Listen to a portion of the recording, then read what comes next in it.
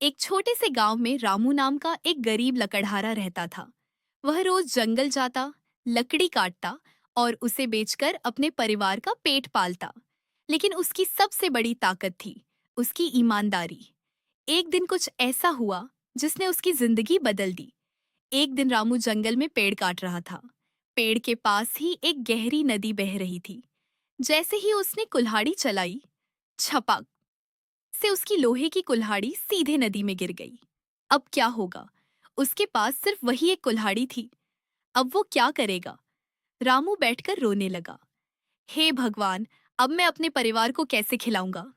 तभी अचानक नदी से एक तेज रोशनी निकली और एक सुंदर देवी प्रकट हुई।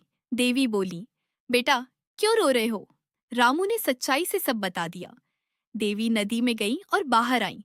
उनके हाथ में थी सोने की चमचमाती कुल्हाड़ी। देवी ने पूछा, क्या ये तुम्हारी है?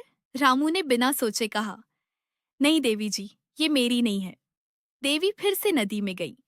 इस बार लेकर आई चांदी की कुल्हाड़ी। बोली, क्या ये तुम्हारी है?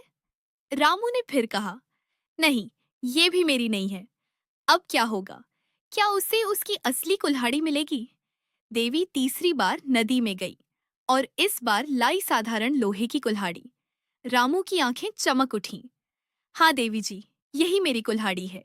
देवी मुस्कुराई और बोली, तुम बहुत ईमानदार हो, इसलिए मैं तुम्हें ये तीनों कुल्हाड़ियां देती हूँ। रामू हैरान रह गया।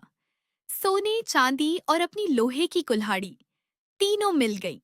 एक गरीब लकड़ारा जिसके पास कुछ भी नहीं था, आज उसकी ईमानदारी ने उसे अमीर बना दिया। ईमानदारी हमेशा सबसे बड़ा धन होती है। जो सच का साथ देता है, उसकी मदद भगवान भी मदद करते हैं।